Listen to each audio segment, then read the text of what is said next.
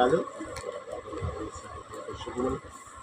దేవుని యొక్క పరిశుద్ధ గ్రంథం నుండి దేవుని యొక్క వాక్యాన్ని ధ్యానం చేసుకున్నాం. దైవజనుడు అపోస్తలుడైన పౌలు, ఈరోజు మీరు చదవచ్చు.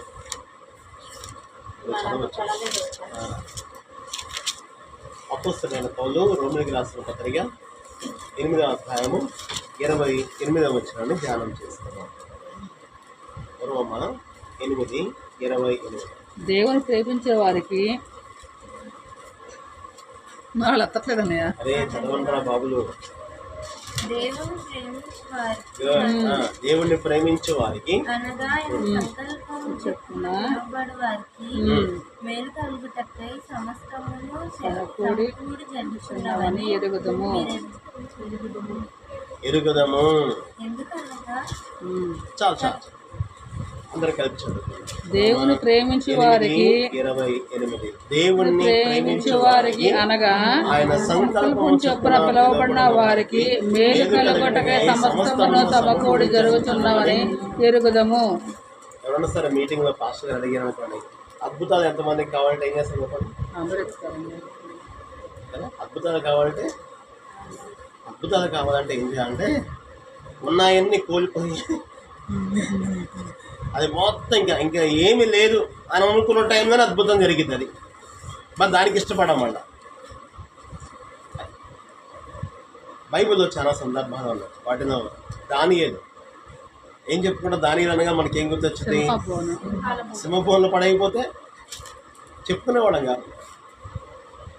శద్రక మేషక అబేద్నెగో అనగానే అగ్నిగుండం గుర్తొచ్చు. అంటే వాళ్ళు ఏం చేస్తారు? ప్రాణాలు అంటే ప్రాణం పోయే పరిస్థితి. అప్పుడు దేవుడు అద్భుతాలు చేశాడు.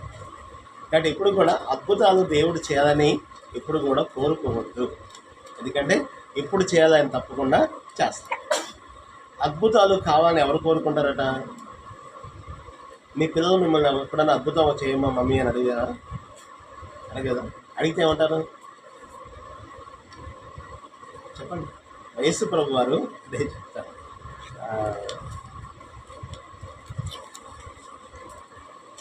మత్తయి సువార్తలోనే ప్రభువైన యేసు క్రీస్తు వారు ఒక సందర్భంలో ఆ మాట చెప్తారు. ఆ పదం కొంచెం ఇబ్బందికరంగా ఉంటుంది, కానీ యేసు ప్రభు ఆ పదం అక్కడ వాడాల్సిన పరిస్థితి వచ్చింది కాబట్టి వారు ఏమనగా, వ్యభిచార సంబంధులైన చెడ్డతనం వారు సూచక క్రియలు అడుగుతున్నారు అని చెప్తున్నారు. అంటే ప్రభువుని నమ్మాలంటే అద్భుతాలు సూచక్రియలు అయితేనే నేను నమ్ముతాము అని అన్నప్పుడు ప్రభు ఆ మాట అంటడం అంటే వ్యభిచార సంబంధమైన చెడ్డతనం వారు సూచక్రియలు అడుగుతున్నారు అని ఉంటుంది. నాకు ఇంకో బైబిల్ అయితే అండర్లైన్ చేస్తుంది.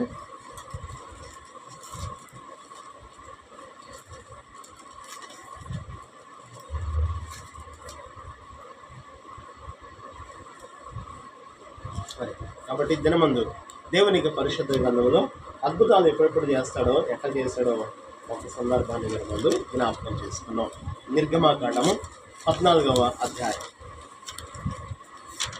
నిర్గమాకాండము 14వ అధ్యాయంలో వాళ్ళు ఉన్నటువంటి ఒక భయంకరమైన సందర్భాన్ని దినమందు ధ్యానం చేసుకున్నాం. నిర్గమాకాండము 14వ అధ్యాయము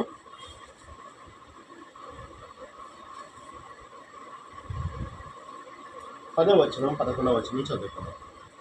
ఫరో సమీపించుండగా, నిర్గమాకాండం 14వ అధ్యాయం అనగానే మనకి ఏం గుర్తురావు అంటే ఎర్ర సముద్రము పాయలవ్వటం అనేది గుర్తు రావాలి.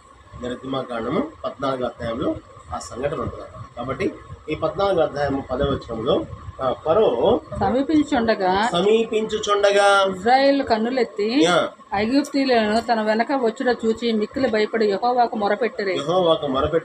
అంతటా వారు మోషేతో, ఐగుప్తుల సమాధులు లేవని ఈ అరణ్యంలో చచ్చుటకు మమ్మల్ని రప్పించితివా? ఇప్పుడు వాళ్ళు ఏ పరిస్థితిలో ఉన్నారు? చచ్చిపోయే పరిస్థితిలో ఉన్నారు. ఎందుకని? ముందేమో విడిపించమన్నారు. ముందేముంది ఎర్ర సముద్రం, వెనకేముంది ఫరో సైన్యం కూడా ఎట్లా ఉన్నారంటే వాళ్ళు వీళ్ళ కసిదీరా చంపడం కొరకే వస్తున్నారు. ఎందుకని? వాళ్ళ జ్యేష్ఠ సంతానం అంతా చనిపోయారు. ఫరో కుమారుడు మొదలుకొని ఆ దేశంలో తొలుచూలు అంటే ఆ ఇంట్లో పుట్టిన ప్రతి తొలుచూలు, అట్లాగే పశువుల్లో తొలుచూలు, అన్నిటిలో తొలుచూలు చచ్చిపోయాడు. సంహారకుడు వచ్చేసి సంహరించి, కాబట్టి బిడ్డను పోగొట్టుకున్నటువంటి ఆ బాధతో వాడు ఉండి వీళ్ళు ఎట్టి బస్సు చంపేయాలి అనే కసితో వాళ్ళు వెంటబడుతూ ఉన్నారు. మరి ముందేముంది? ఎర్ర సముద్రం. చెప్పండి తెలుగులో, ముందేముంది? వెనకేముంది? ఫరో సైన్యం. ఇంకో పక్క కొండ యొక్క శిఖరాలు ఉన్నాయంట, అంటే చాలా పెద్ద హైట్లో ఉన్నటువంటి కొండ భాగం ఒక పక్క ఉందన్నమాట. ఇంకో పక్క వెళ్ళటానికి అటుపక్క కూడా నీరేట. మరి ఎటు వెళ్ళగలరు? ఎటు వెళ్ళటానికి? వెనక్కి వెళ్ళటానికి లేదు, ముందుకు వెళ్ళటానికి లేదు. ఎంతమంది ఉన్నారు? లక్షల మంది ఉన్నారు. ఇప్పుడు ఏం కాబోతున్నారు వాళ్ళందరూ కూడా? ఎర్ర సముద్రానికి వెళ్ళా చచ్చిపోతారు, వెనక్కి వెళ్ళినా కూడా చచ్చిపోతారు, ఎక్కడికి వెళ్ళకపోయినా కూడా చచ్చిపోతారు. ఎందుకని? వాళ్ళు వచ్చి చంపేస్తారు. ఆ దినాల్లో ప్రపంచంలో ఎవరి దగ్గరన్నా ఇనపరదాలు ఉన్నాయంటే అది ఈజిప్ట్లోనే ఉంటాయి. ఈజిప్ట్ వాళ్ళకి మాత్రమే అప్పటికి లోహయుగం వచ్చింది. నోవాహు టైం అప్పుడు లోహయుగం కాదు, అది చెక్క యుగం. ఓడగట్టాడు కదా, కేవలం అప్పుడు చెక్కతోనే, రాతి పనిముట్లు అంటే చెక్కతోనే. తర్వాత మోసే టైం కాడికి వచ్చేసరికి లోహయుగం స్టార్ట్ అయింది.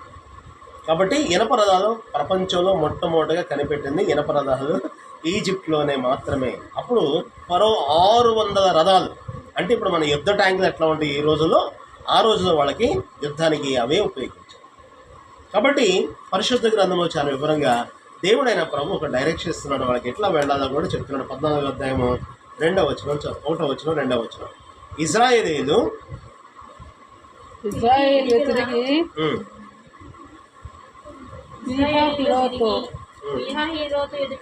ఎదుటను అనగా మిగ్దోలుకు సముద్రముకు మధ్యనున్న బయల్సెఫోను ఎదుటను దిగబడిన వార్త చెప్పు. దేవుడు ఒక డైరెక్షన్, ఈ రోడ్లో గుండా వెళ్ళండి, ఈ దిక్కు గుండా వెళ్ళండి, ఈ మార్గంలో వెళ్ళమని దేవుడే చెప్పాడు. చివరికి వెళ్తే ఏముంది అక్కడ? సముద్రం. ఎంత భయంకరంగా ఉండొచ్చు ఒకసారి ఊహించండి. మనకు ప్రాణాపాయం వస్తేనే చాలా కష్టంగా ఉంటుంది కదా. ఒకే టైము కుటుంబం అంతటికి కూడా, భార్యకి, భర్తకి, పిల్లలకి అందరూ చచ్చిపోబోతున్నారు అనుకోండి, ఎటువంటి వాళ్ళ పరిస్థితి? అందుకే వాళ్ళు ఏమన్నారు?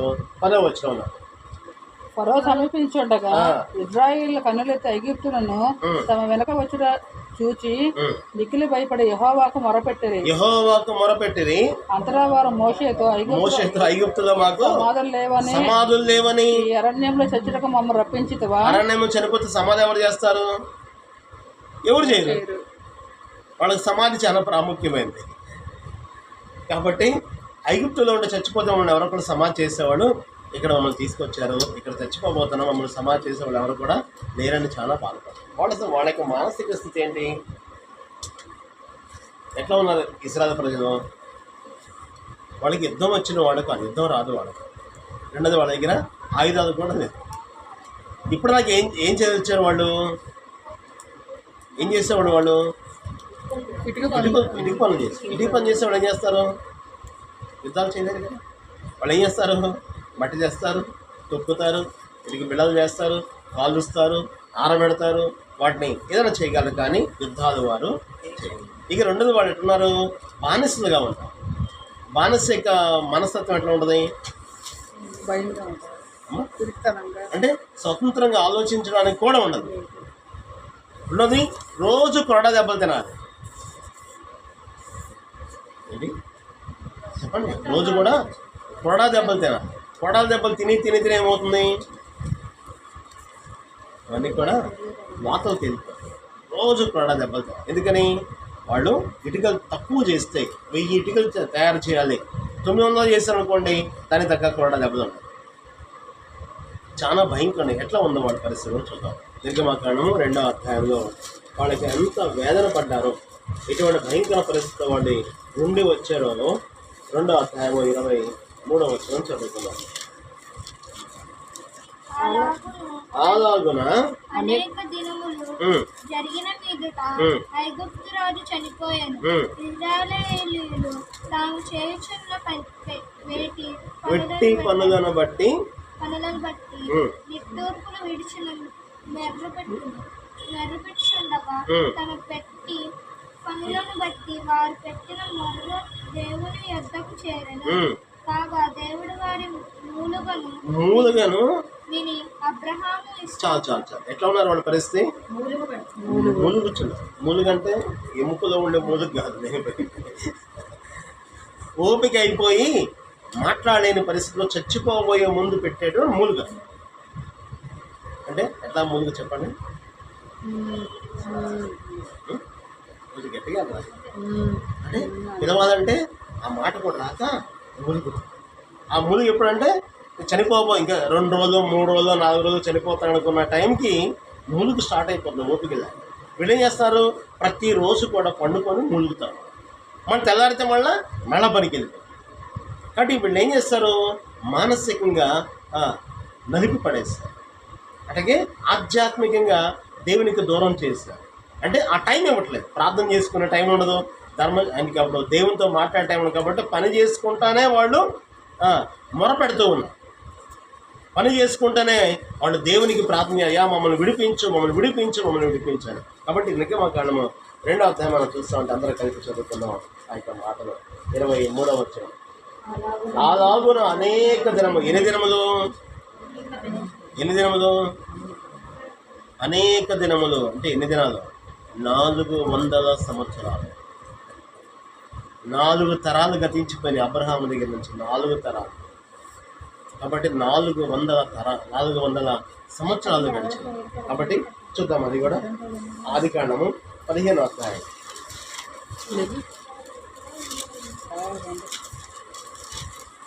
ఆదికాండము 15వ అధ్యాయంలో దేవుడైన ప్రభు అబ్రహాముకి ఒక వాగ్దానం ఇస్తారు. 15వ అధ్యాయము 14వ వచనం 15వ. వారు 400 ఏండ్లు వీరిని శ్రమపెట్టుదురు. 4 కాబట్టి ఏమో చెప్పండి, 400 ఏండ్లు. 1 రోజు కాదు, 2 కాదు, 3 కాదు, 400 ఏంటంటే 4 తరాలు బానిసత్వం ఉండిపోయి. కాబట్టి వాడికి ఏ ఆశ కానీ, కోరిక కానీ, ఇష్టాలు కానీ ఏమీ ఉండవు. ఎంత భయంకరమైన పరిస్థితి! ఒక జంతువు కంటే హీనమైన పరిస్థితిలో వాళ్ళు. అటువంటి పరిస్థితి ఏం చేస్తారు? వాళ్ళు మొరపెడుతున్నారు, దేవునికి మొరపెడుతున్నారు. కాబట్టి దేవుడు ఏం చేస్తాడు? 2వ అధ్యాయము 24వ వచనం. నిర్గమకాండము 2వ అధ్యాయము 24వ. కాగా దేవుడు వారి మూలుగను విని అబ్రహాముతోను ఇస్సాకుతోను యాకోబుతోను చేసిన నిబంధన జ్ఞాపకం చేసుకున్నాను. అది కాబట్టి దేవుడు మర్చిపోయేవాడు కాదు.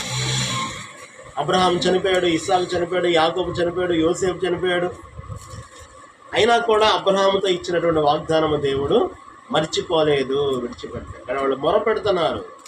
తాము పెట్టి పనులను బట్టి వారు పెట్టిన మొర్ర దేవుని యొద్దకు చేరింది, దేవుని ఎదుగు. కాబట్టి దేవుడు ఏం చేస్తాడు? వారి మూలుగను విని ఇప్పుడు వారిని విడిపించడం కొరకు భూమికి ఆయన ఒక వ్యక్తిని పంపించాడు. ఆ వ్యక్తి పేరే మోషే. మరి మోషే ఎటువంటి వ్యక్తి?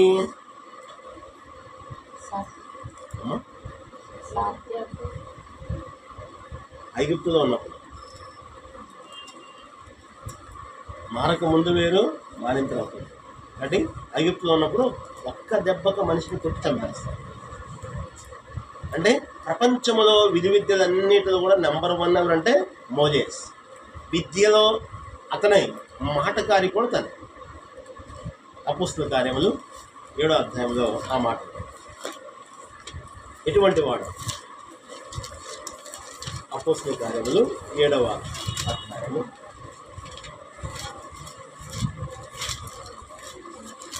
20వ వచనం. ఏ కాలమందు? మోషే దినాల్లో, ఫరో టైంలో. ఆ కాలమందు మోషే పుట్టెను. ఏ కాలమందు? ఇజ్రాయేలు తాము వెట్టి పనులను బట్టి వారు పెట్టిన మొర్ర దేవుని యొద్దకు చేరినప్పుడు దేవుడు ఒక వ్యక్తిని పుట్టించాడు. అతని పేరే మోషే. కాబట్టి మోషే పుట్టెను. అతడు దివ్య సుందరుడై తన పేరు పెట్టుకుంటే మోషే పేరు అన్నమాట. అంత అందగాడు ఇంకెవరు కూడా లేనివాడు, అంత అద్భుతమైన అందగాడు మోషగాడు. సుందర్రావు తర్వాత అతడు దివ్య సుందరుడు తండ్రి ఎంట 3 నెలలు పెంచబడెను. తర్వాత అతడు బయట పారవేయబడినప్పుడు ఫరో కుమార్తె అతను తీసుకొని తన కుమారునిగా పెంచుకుని మోషే ఐగుప్తుల సకల విద్యలను అభ్యసించి సకల విద్యలను. ఇప్పుడు మనం నువ్వేం తీసుకున్నావు? గ్రూప్ ఏం తీసుకున్నావు? ఎంపీసీ. నువ్వేం తీసుకున్నావురా? నువ్వేం తీసుకున్నావు? అంటే మోషే ఒక గ్రూప్ కాదు, అన్ని గ్రూపులు చదివాడు. సకల విద్యలో ఒక అంబేద్కర్ గారు కూడా అదే పని చేశారు. ఆర్థిక శాస్త్రము, న్యాయశాస్త్రము, అన్ని పొలిటికల్. ఆ దినాల్లో మోషే కూడా అటువంటి వ్యక్తి. ఏమన్నా చెప్పండి, ఐగుప్తుల సకల విద్యలను, అంటే విద్య అభ్యసించడానికి ఇంక వేరే విద్య ఇంకంటే ఏమీ లేదు. కానీ సకల విద్యలను అభ్యసించి మాటల యందు, అంటే అన్ని రకాల భాషలు కూడా వచ్చారన్నమాట. మాటల యందును, అంటే చేతల యందును ప్రవీణుడై ఉన్నాడు. అంట నంబర్ 1 దేంటైనా మోషే నంబర్ 1. దేంటైనా మాటలైనా చేతలైనా సరే భాష ఏంటో నంబర్ 1 మోషే. అందుకే ప్రవీణ్ అనే పేరు పెట్టుకుంటారు ఇక్కడ, మోషే పేరు. సుందరరావు అని పేరు పెట్టుకుంటారు మోషే. కాబట్టి అద్భుతంగా అటువంటి వ్యక్తి మోషే అనే దేవుడు పుట్టించాడు. దేని కొరకు? ఇజ్రాయెల్ ప్రజలు పెట్టిన మొర దేవుని ఎదుగు చేరింది. కాబట్టి అబ్రహాముతో చెప్పిన 400 సంవత్సరాల తర్వాత నీ సంతానం విడిపిస్తా అని చెప్పిన వాగ్దానం నెరవేరే టైం వచ్చింది. దేవునికంటే ఒక టైం ఉంటుంది. అపోస్తల కార్యములు 1వ అధ్యాయం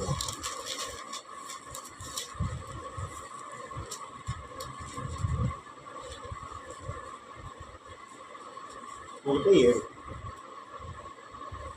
కాలములను సమయముగా 6:7 చదువుకున్నాం. కాబట్టి వారు కూడి వచ్చినప్పుడు ప్రభువా ఈ కాలమందు ఇజ్రాయేలుకు రాజ్యమును మరలా అనుగ్రహించదవా అని ఆయన అడగగా ఆయన కాలములను సమయములను అందరం చదువు. కాలములను సమయములను తండ్రి తన స్వాధీనములో ఉంచుకొని ఉన్నాడు. కాలములు సమయములు అంటే ఏ టైంలో ఏది జరగాలో, ఏ టైంలో ఏది చేయాలో దేవుడు ముందుగా నిర్ణయించాడు. కాబట్టి ఇప్పుడు ఏం చేస్తున్నాడు దేవుడు? అబ్రహాముకి ఇచ్చిన వాగ్దానము 400 సంవత్సరాల తర్వాత, అదే టైంకి ఏం చేస్తాడు దేవుడైన ప్రభు? 320 సంవత్సరాల తర్వాత మోషేను పుట్టించాడు. మోషేను 320 సంవత్సరాల తర్వాత పుట్టించి ఏం చేశాడు? మోషేకి 80 సంవత్సరాలు వచ్చే టయానికి 400 ఏళ్ళు పూర్తయినాయి. అప్పుడు వీళ్ళు మొరపెట్టడం మొదలుపెట్టారు. దేవుడు ఆ టైమింగ్ ప్రకారం వాళ్ళని విడిపించడం కొరకు మోషే ఒక అద్భుతమైన నాయకుడిగా దేవుడు ఏర్పాటు చేసుకున్నట్టుగా పరిశుద్ధ. కాబట్టి కాలములు సమయములు తండ్రి తన స్వాధీనములో ఉంచుకొని, అంటే ఎప్పుడు పుట్టాలో, ఎక్కడ పుట్టాలో, ఎవరికి పుట్టాలో అది దేవుని యొక్క నిర్ణయము. అందుకే దావీదు ఏం చెప్తాడు 139 కీర్తనలో కూడా దావీదు ఏమన్నాడో చూద్దాం. 139 కీర్తన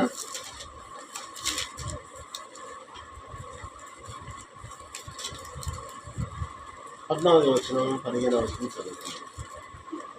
నీవు నన్ను కలగజేసిన విధము చూడగా భయమును ఆశ్చర్యము నాకు పుట్టుచున్నవి. అందులో బట్టి నేను నీకు కృతజ్ఞతలు చెల్లించుచున్నాను. నీ కార్యములు ఆశ్చర్యకరములు, ఆ సంగతి నాకు బాగుగా తెలిసి ఉన్నది. నీ రహస్యం ముందు పుట్టిన నాడు భూమి యొక్క అగాధ స్థలంలో విచిత్రంగా నిర్మించి 16వ వచనం చదువుకున్నాను. నేను అందరం చదవండి. పిండమునై ఉండగా నీ కరుణను చూచెను. ఏం చూస్తుంది? ఏం చూస్తాడు దేవుడు? దేవుడు మనం పిండాన్ని చూస్తే ఏం కనిపించింది? మనకి పిండమే కనిపించింది.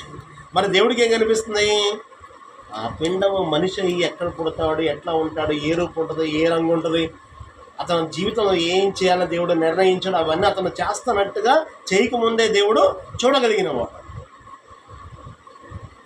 అనుకున్నాం పాప పుట్టింది అనుకోండి, పాప బాబు పుట్టిందని ఏమంటారు చెప్పండి? పుట్టిన తర్వాత ఏమంటారు? ఎవరిలాగా ఉంది, ఎట్లా ఉంది, వాళ్ళ అమ్మలాగా ఉందా, నాన్నలాగా అంటారు కదా. కానీ ఏమవుతుంది చెప్పండి? పుట్టినప్పుడు ఒక లెక్కలా ఉంటుంది, తర్వాత నెలగా మారుతూ ఉంటుంది. చివరికి ఏ ఆకారం వచ్చింది? తన ఆకారం తనకు వచ్చింది. అప్పుడు ఇంక అందరూ పోతాయి. కానీ దేవుడైనా ప్రభు ఏం చేస్తాడు? తనకు ఒక ఐడెంటిటీ, తన యొక్క ప్రత్యేకమైనటువంటి పోలికలు, అంటే ఎవరిలో కలవకూడదు, తన ఒక స్పెషల్ ఐడెంటిటీని దేవుడు ప్రతి మనిషికి కూడా ఇస్తాడు.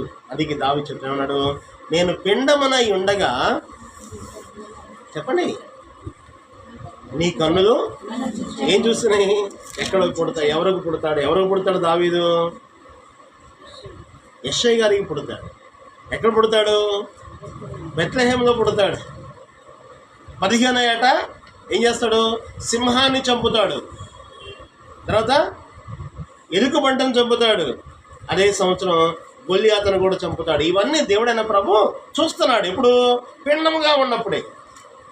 అంటే దేవుడు ఒక వ్యక్తి జీవితాన్ని, ఒక దేశాన్ని, ఒక సమస్తాన్ని కూడా దేవుడు ముందుగానే డిజైన్ చేశాడు. నేను 40 ఏళ్ల క్రితం ఒక ఫోటో చూశాను.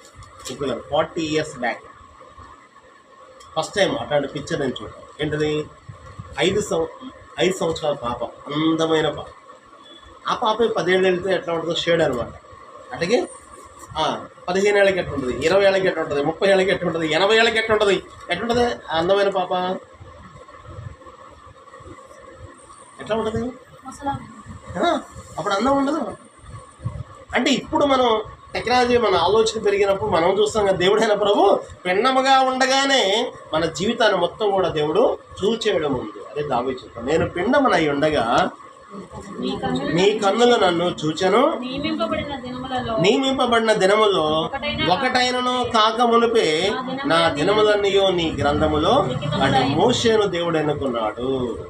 ఇశ్రాయేలు ప్రజలను దేవుడు ఎన్నుకున్నాడు. ఎందుకు? ఒక గొప్ప సంకల్పం ఉంది దేవునికి. ఏంటి దేవుని సంకల్పం? ఏంటి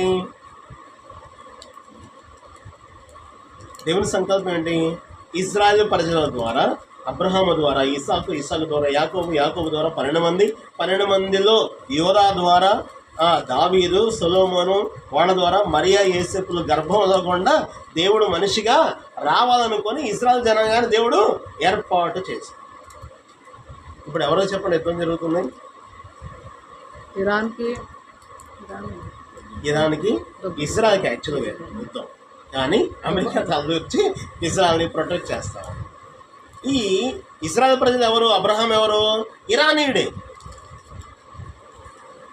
ఇరాన్లో పుట్టినటువంటి అబ్రహాము మెసొపొతేమియా ప్రాంతంలో ఊరు అనేటువంటి ఆ గ్రామంలో పుట్టిన అబ్రహాము ఊరు నుంచి, మెసొపొతేమియా నుంచి ప్రయాణం చేసి కనాను వచ్చి అక్కడ నివాసం చేసి అదొక దేశంగా మారిపోయింది. అంటే దేవుని యొక్క దయాపూర్వక సంకల్పం ఏంటి? సర్వమానవాళికి కూడా రక్షణ ప్రణాళికను ఒకటి ఏర్పాటు చేసిన దాంట్లో భాగమే అబ్రహాము, ఇస్సాకు, యాకోబు అనే వంశాన్ని ఒక నియమ నిబద్ధత కలిగి, ఒక ఏమంటారు, ఆజ్ఞలు, పవిత్రమైనటువంటి ఆజ్ఞలు, దైవికమైనటువంటి దేవునికి ఇష్టలుగా, ప్రియులుగా వాళ్ళు బ్రతికి వాళ్ళ ద్వారా దేవుడు ఈ లోకంలోకి రావాలని దేవుని యొక్క అద్భుతమైన సంకల్పము. మరి ఇజ్రాయెల్కి పొర ఏమనుకున్నాడు? ఇజ్రాయెల్ మొత్తాన్ని చంపేయాలనుకున్నాడు. అది సైతాన్ యొక్క ఆలోచన. మరి దేవుని ఆలోచన ఏంటి? ఎట్లయినా వాళ్ళని కాపాడాలి. సైతాన్ యొక్క ఆలోచన ఏంటి? ఎట్లయినా వాళ్ళని లేకుండా చేయాలి. కానీ దేవుని యొక్క దయాపూర్వక సంకల్పం. మరి ఏమయ్యారు వాళ్ళు? చివరికి సంఖ్య నిర్గమాకాండము 14వ అధ్యాయానికి వచ్చారు. నిర్గమాకాండం దేవుని ఆలోచన తప్పకుండా నెరవేరుతుంది. ఎందుకని? ఆయన సంకల్పము సదాకాలము నిలుస్తుంది. మనుషుల ఆలోచన కొంతవరకే. 14వ అధ్యాయము నిర్గమాకాండము 14వ అధ్యాయము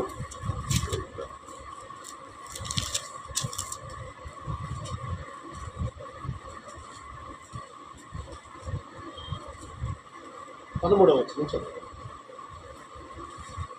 అందుకు మోషే భయపడకుడి. ఎందుకు? ముందేమో చెప్పండి, ముందేముంది? ఎర్ర సముద్రం ఉంది, వెనకేమో ఫరోస్ అనే ఉంది, ఎటు పోవడానికి లేదు. మరి ఇప్పుడు ఏం చేయాలి? ఏమవుతాం మనం? భయపడతాం. కానీ దేవుడైన ప్రభు చెప్తున్నమాట ఏంటంటే, భయపడకుడి, అది యెహోవా నేడు మీకు కలుగు చేయు రక్షణను మీరు ఊరకనే నిల్చుండి చూడండి.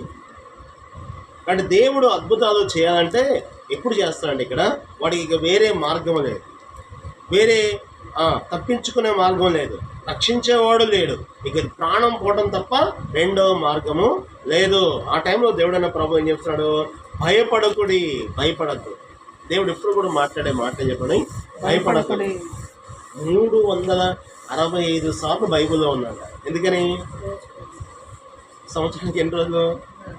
165 రోజులు. అందుకని ప్రతిరోజు కూడా దేవుడు ఇచ్చినటువంటి అద్భుతమైన హామీ ఏం చెప్పని, భయపడద్దు. నేను నీకు తోడై ఉంటాను, దిగులు పడొద్దు, జడియొద్దు, నిన్ను విడవను. దినకర గారు మంచి పాట పాడేటప్పుడు ఎవరు పాట పాడతారు? సోలిపోవలదు పాట పాడదు. సోలిపోవలదు మనసా, సోలిపోవలదు, సోలిపోవలదు మనసా, సోలిపోవలదు. నిన్ను కని పిలచిన దేవుడు విడచిపోతాడా? నిన్ను కని పిలచిన దేవుడు విడచిపోతాడా? సోలిపోవలదు మనసా, సోలిపోవలదు. కాబట్టి ఈ లోకం ఎవరు విడిచిపెట్టిన దేవుడు మాత్రం విడిచిపెట్టాడు. కాబట్టి ఇక్కడ మనం చూస్తూ ఉంటే ఇక్కడ భయపడకుడి కదా, అందుకు మోషే భయపడకుడి, యెహోవా మీకు నేడు కలుగు చేయు రక్షణను మీరు అంటే దేవుడి మీద ఆధారపడి మీ ప్రయత్నాలు చేశారు ఇప్పుడు వరకు, ఇక వేరే ప్రయత్నం చేసే అవకాశాలు కూడా లేవు. మరి ఇప్పుడు ఏం చేయాలి? దేవుడి మీద ఆధారపడాలి. ఏం చేయాలి? ఆధారపడటం అంటే ఏం చేయకుండా కాముగా దేవుడు చేస్తాడని మాత్రమే నమ్మమని ఇక్కడ చెప్తుంది. కాబట్టి భయపడకుడి, నేడు యెహోవా మీకు కలుగు చేయు రక్షణను మీరు ఓరచనే నిల్చుండి చూడుడి. చదవండి. నేడు మీరు చూచుచున్న ఐగుప్తీయులను అబ్బా మోషే ఎట్లా చెప్పండి, నిండు విశ్వాసముతో ఉన్నారు. ఏం చెప్తున్నాడు? ఇక ఐగుప్తులు మీరు అన్నాడు కూడా చూడరంటే అర్థం ఏంటి? చచ్చిపోబోతుంది మీరు కాదు, ఎవరు? ఐగుప్తులు చనిపోబోతున్నారు. అక్కడ చంపడానికి వస్తుంది ఎవరు? ఐగుప్తీయులు. చచ్చే పరిస్థితి ఎవరున్నారు? ఇజ్రాయెల్ ప్రజలు. కానీ ఏమవుతుంది? రివర్స్ అయిపోయింది. ఎందుకని? దేవుడే వీరి పక్షంగా యుద్ధము చేయబోతున్నారు. కాబట్టి భయపడద్దు అంటే వాళ్ళు ఆగలరా? భయాన్ని ఆపుకోగలరా? అవ్వదు, చాలా కష్టం అవుతుంది. తిరుగుబాటు చేశారు, మోషే మీద సనిగారు. ఏమన్నారు? మనం చదువుకున్న 10వ వచనంలో ఏమన్నారు వాళ్ళు? ఫరో సమీపించుండగా, అంటే రథాల దగ్గరకు వచ్చుచుండగా, సమీపించుండగా ఇశ్రాయేలు కన్నులెత్తి ఐగుప్తులను తమ వెనక వచ్చుట చూచి మిక్కిలి భయపడి యెహోవాకు మొరపెట్టిరి. అంతటా వారు మోషేతో, ఐగుప్తుల సమాధులు లేవని అరణ్యంలో చచ్చుటగా మమ్మల్ని రప్పించితివా? కాబట్టి కనాను దేశానికి, పాలు తేనెలు ప్రవహించే దేశానికి దేవుడు తీసుకెళ్ళడానికి ఆ మంచి ఆలోచనతో దేవుడు ఉంటే వీళ్ళేమన్నారు? రివర్స్ అనమాట. ఏమని? మమ్మల్ని చంపడానిక? మా సమాధులకి, కనీసం మా శవాలకి సమాధి కూడా కట్టించుకునే మార్గం లేదా? ఇక్కడ చంపడానికే తీసుకొచ్చారు ఐగుప్తులని సనగటం, తిరుగుబాటు చేయడం అనేది ప్రారంభమైంది. అయితే దేవుడైన ప్రభు మోషే ద్వారా చెప్తున్నటువంటి అద్భుతమైన మాట ఇంకేమన్నాడు? 14 వచ్చాడు. యెహోవా మీ పక్షంలో యుద్ధము చేయండి. యెహోవా మీ పక్షమని ఎప్పుడు చేస్తాడు దేవుడు మన పక్షాన?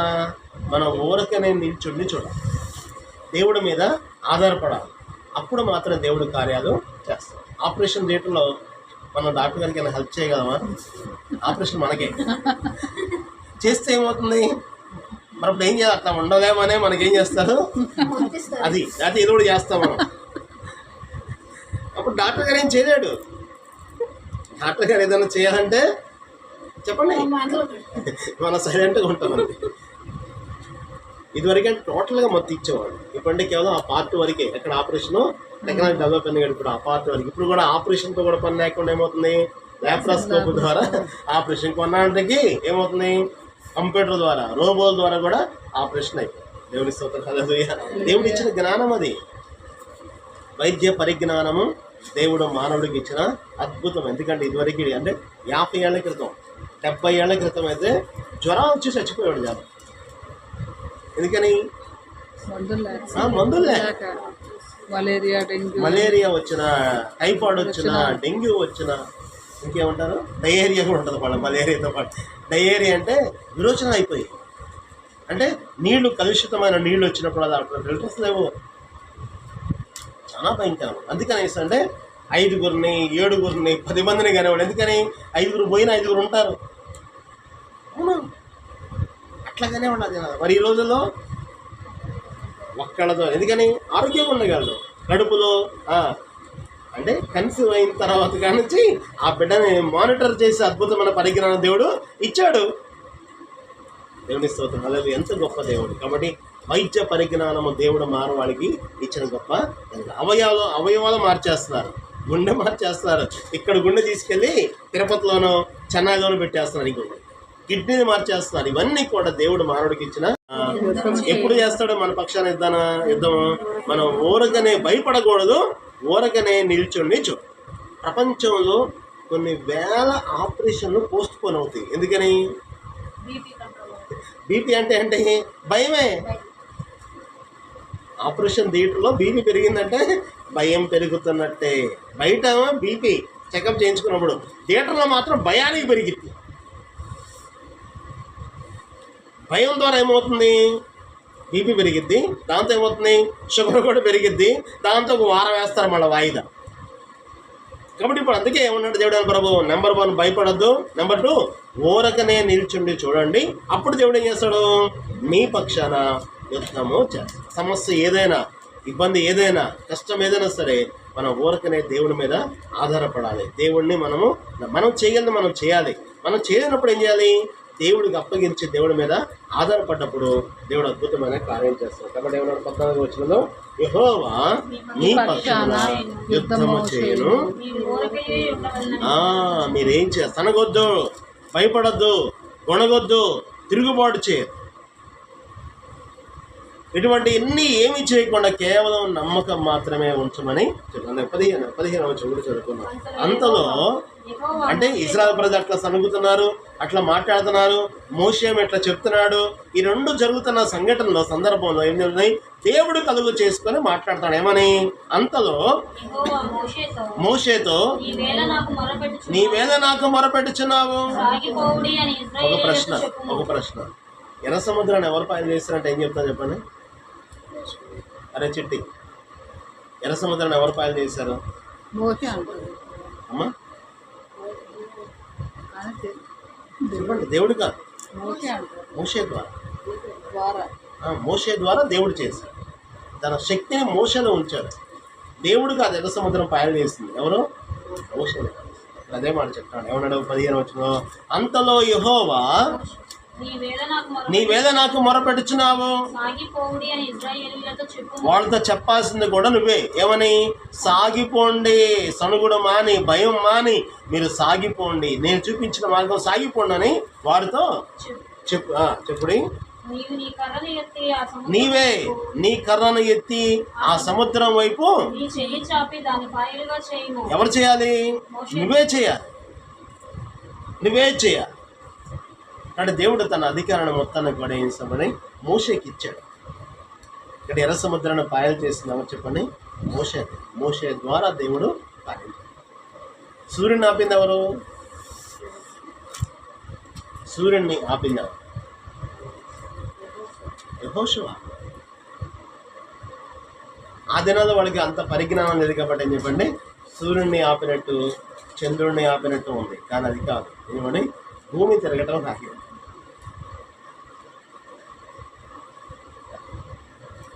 భూమి ఒక్కడ తిరగటం ఆగితే సరిపోతుందా? అదిగా అన్నీ ఆగాలి. గ్రహాల్లో ఒక గ్రహం ఆగితే కుదరదు. మరేం కావాలి? మొత్తం కూడా ఆగిపోవాలి. అయితే కానీ పగలగానే ఉంటుంది, రాత్రి రాత్రిగా. ఇక్కడ యెహోషువ కేవలం ఒక ప్రార్థన చేశాడు. ఏమని? సూర్యుడా నువ్వు గిబియోనులో ఆగిపో, చంద్రుడా నీవు అయ్యాను లోయలో ఆగిపో. ఎందుకని? యుద్ధం జరుగుతూ ఉంది, సగం అయిపోయింది యుద్ధం. కానీ ఆ టైంకి 6 అయిపోయింది, సాయంత్రం 6 అయిపోయింది. 6 దాటిన తర్వాత యుద్ధం చేయకూడదు. ఈ రాత్రి కానీ వాళ్ళు టైం ఇస్తే మళ్ళీ వాళ్ళు వేరే సైన్యాన్ని పురమాయించుకొని రేపు మళ్ళీ యుద్ధానికి వస్తారు. కాబట్టి వాళ్ళు మొత్తాన్ని చచ్చిపోయేంత వరకు అంటే మళ్ళీ వెలుగు కావాలి. అప్పుడు ఫ్లడ్ లైట్లు లేవు కదా క్రికెట్ గ్రౌండ్లో పెట్టినట్టు చేయడానికి. కాబట్టి వెలుగు ఉండాలంటే సూర్యుడు ఉండాలి. కాబట్టి సూర్యుడు అవసరం. కాబట్టి సూర్యుడు ఆగమంటే ఆగి, చంద్రుడు ఆగమంటే ఆగిపోయింది, భూమి ఆగమంటే ఆగి. ఒక దినమంతా కూడా 24 గంటలు పక్కన వస్తుంది. యెహోషువ ఆ మిగతా 12 గంటలు కూడా వాళ్ళతో యుద్ధం చేసి మొత్తాన్ని కూడా సంహరించారు. కారణం ఏమనగా దేవుడు తన బిడ్డలకు, తన నమ్మిన వారికి ఇచ్చే అద్భుతమైనటువంటి శక్తి సామర్థ్యాలుగా మనం చూస్తాం. కాబట్టి నిర్గమాకాండం 14వ అధ్యాయము మనం చదువుకున్నటువంటి ఆ మాటలో 16వ వచనం చదువుకున్నాం. నీవు నీ కర్రను ఎత్తి ఆ సముద్రం వైపు నీ చెయ్యి చాపి దాన్ని పాయలుగా చేయము. అప్పుడు ఇశ్రాయేలు సముద్రపు మధ్యన ఆరిన నేల మీద నడిచిపోదురు. కాటికి మోషే ఆలస్యం చేయదు. ఏం చేశాడట? ఇదిగో నేనే అయాం. దేవుడి పేరు ఏంటంటే అయాం. నేనే. మనం ఎవరం కూడా చెప్పలేము అన్నమాట. ఎందుకని? నేడే మనం, రేపు మనం కాదు. అంటే నిద్రపోతే రేపు చూస్తామనే నమ్మకం వారంటీ రెండు లేవు. అప్పుడు మనం మాట చెప్పకూడదు, నేనే అని చెప్పకూడదు. కాబట్టి ఎవరు చెప్పగలరంటే నిరంతరం ఉండే ఒక దేవుడు మాత్రమే అయాం. ఆయన నిన్న నేడు నిరంతరము ఒకే రీతిగా ఉంటాడు. చాలా మంది దేవుడైన యెహోవా లేకపోతే ఫోటోలు చూపించడం వృద్ధుడుగా చూపిస్తూ ఉంటారు. కానీ బైబిల్ అట్లా లేదు. ఏముంది? నిన్న నేడు నిరంతరము ఒకే రీతిగా ఉంటుంది. అటువంటి పిక్చర్ ఎక్కడ కూడా మనకు కనపడదు. అటువంటి అద్భుతమైనటువంటి దేవుడు ఇక మోషేతో దేవుడైన ప్రభు చెప్తున్నటువంటి మాట 16వ వచనం 17వ వచనం చదువుతాను. ఇదిగో నేనే ఐగుప్తుల హృదయములను కఠినపరచుదును. అంటే కఠినపరిచేవాడు ఆయనే, మెత్తన చేసేవాడు ఆయన. ఎందుకు? దేవునికి అద్భుతాలు జరగాలంటే వారు కఠినపరచబడితే ఏమవుతున్నాయి? ఒక అద్భుతం జరిగింది. వాళ్ళు ఏం చేస్తారు? ఒక అద్భుతం జరగానే పొమ్మని చెప్పేవాళ్ళు ఇజ్రాయెల్ ప్రజల్ని. వాళ్ళంతా సర్దుకొని రెడీ అయిపోగానే పోవటానికి వీల్లేదు, మీరు పోతే మాకు ఇటుకలు ఎవరు తయారు చేస్తారో, పోవటానికి వీల్లేదు. మళ్ళీ ఇంకొక అద్భుతం జరిగేది. దేవుడే వారి హృదయాన్ని కఠినపరిచేవాడు, మెత్తన చేస్తాడు. కాబట్టి ఐగుప్తు హృదయములను కఠినపరచుదును.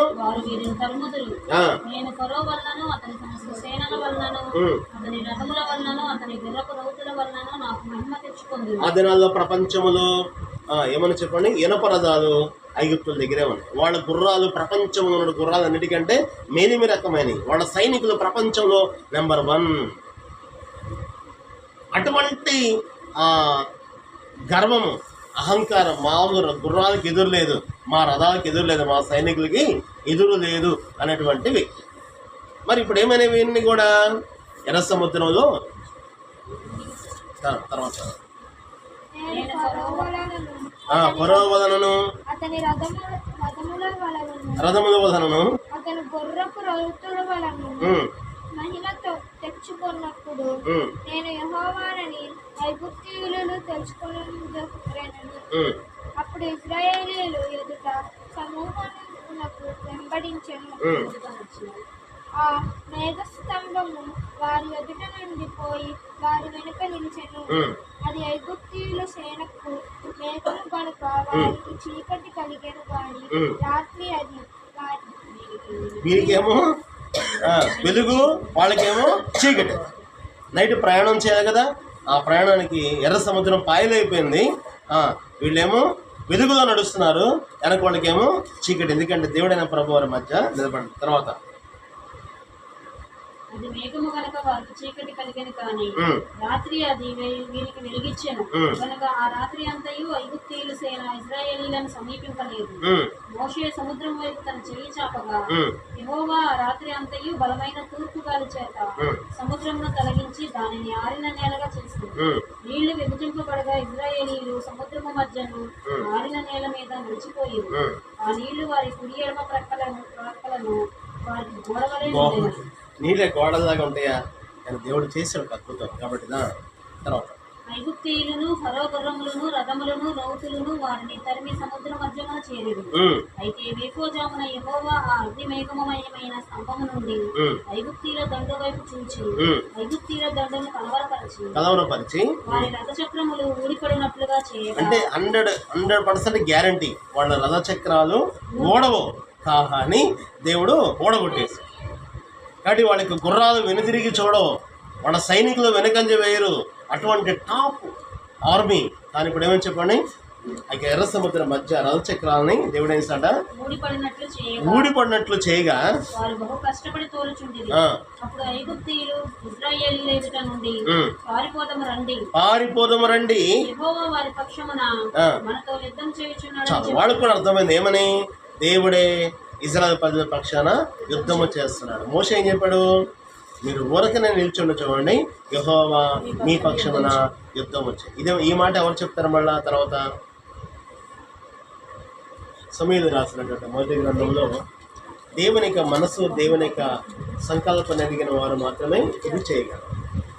సమూయేలు రాసినటువంటి మొదటి గ్రంథం 16వ అధ్యాయము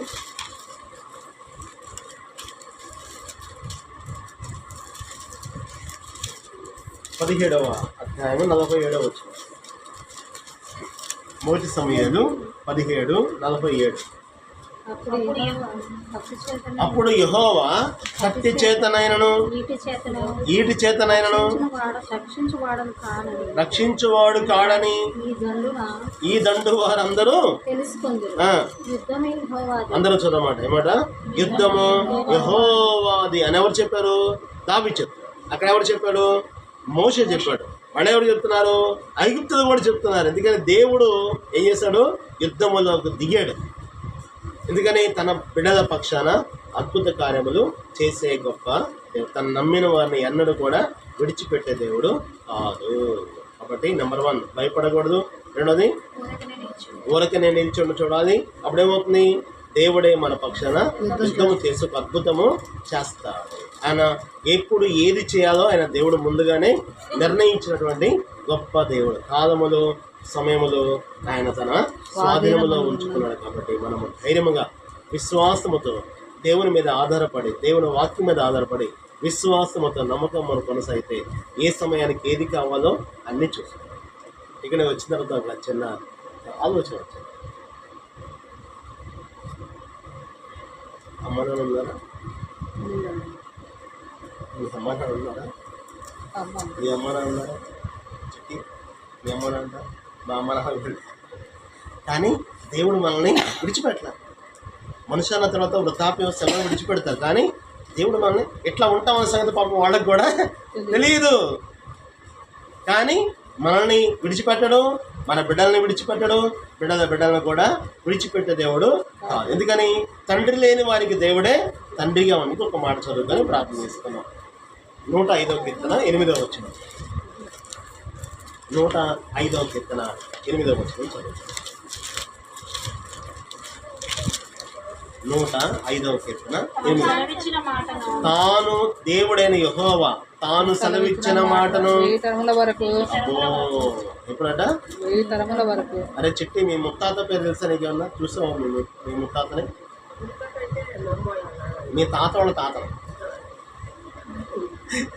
తెలియదు అంటే అనుకున్నాం. ముత్తాత అంటే 3 తరాలు అనుకున్నాం వెనక్కి. తెలియదు మనకి. మరి దేవుడు ఏం చెప్తున్నాడు? ఎంత హామీ ఇస్తున్నాడు? 1000 తరాలు. నువ్వు దేవుడిని నమ్మితే, దేవుడి మీద ఆధారపడితే ఆయన నీ పట్ల అద్భుతాలు చేయడం, నిన్ను విడిచిపెట్టడం, ఇంకేసాడు? నీ గర్భ సంతానం చేస్తాడు దేవుడు 1000 తరములు. చదువుకున్నాం. తాను సెలవిచ్చిన మాటను 1000 తరముల వరకు అబ్రహాముతో తాను చేసిన నిబంధనను, ఇస్సాకుతో తాను చేసిన ప్రమాణమును నిత్యము ఆయన మర్చిపోయేవాడు కాడు. 1000 తరాలు. తరానికి వచ్చేసి 100 ఏళ్ళు. ఆ టైంలో తరానికి వచ్చేసి 100 ఏళ్ళు అంటే 100 × 1000 ఎంత? 1,00,000 సంవత్సరాలు. అంటే నీ తర్వాత నువ్వు దేవుడిగా నమ్ముకుంటే నీ తర్వాత వచ్చేటువంటి సంతానము 1,00,000 సంవత్సరాలు. అప్పుడు 100 సంవత్సరాలు తరం అంటే ఇప్పుడు 20 ఏళ్లే తరం అంటే. ఇప్పుడు మేజర్ అవుతారు కదా, మేజర్ అయ్యారంటే ఒక తరం. ఓకే, ఫర్ ఎగ్జాంపుల్ నాకు 60 ఇచ్చిన అనుకోండి, సన్నికి 40 ఇచ్చిన అనుకోండి, వాళ్ళ పిల్లవాడికి 20 వస్తాయి అన్నమాట. 3 తరాలు. 20, 20, 20. అప్పట్లో అయితే 300 ఏళ్ళు 900 ఏళ్ళు బతికేవాడు కాబట్టి ఒక తరం వచ్చేసరికి 100 ఏళ్ళు. అందుకే 1000 తరాలు అనే ఇక్కడ చెప్పాడు. 1000 తరాలు 100 × 1000 1,00,000 సంవత్సరాలు. దేవుడు ఒక మాట చెప్పాడంటే, దేవుడు ఒక వాగ్దానం ఇచ్చాడంటే, నువ్వు నమ్మిన వాగ్దానం నేను ఎంతకాలం కాపాడుతుంటే 1000 తరాల వరకు కాపాడుతాడు. గొప్ప దేవుని మనం కలిగి ఉన్నాం. మనం ధన్యులు. నేనేం చెప్తానంటే మీ అదే మనం ముత్తాతల కంటే మనం చాలా ధన్యులు. ఎందుకని మనకి చదువు లేదు, బైబులు లేదు, గుళ్ళు వారు అసలు అందరి పేర్లు హైందవ పేర్లు. 3 తరాల క్రితం 2 తరాల క్రితమే అందరూ హైందవులే, దేవుని అడగని వారే. కానీ మనము నిజంగా ధన్యులం. ఎందుకని దేవుని యొక్క సంకల్పంలో మనము ఈ తరములో మనము దేవుడు ఏర్పాటు చేస్తాడు. కాబట్టి మనందరం కూడా భయపడద్దు, ఏ పరిస్థితి సరే భయపడద్దు, దేవుని మీద ఆధారపడదాం, ఊరికి నిల్చుండి చూద్దాం. దేవుడు మన పక్షాన యుద్ధము చేస్తాడు. 1000 తరాల వరకు విడిచిపెట్టే దేవుడు కాదు. కాబట్టి అటువంటి వాగ్దానం పొందుకొని దేవుని కృపలో సాగిపోవడానికి దేవుడు తన మాటలు దీవించుకున్నాడు. ఆమేన్.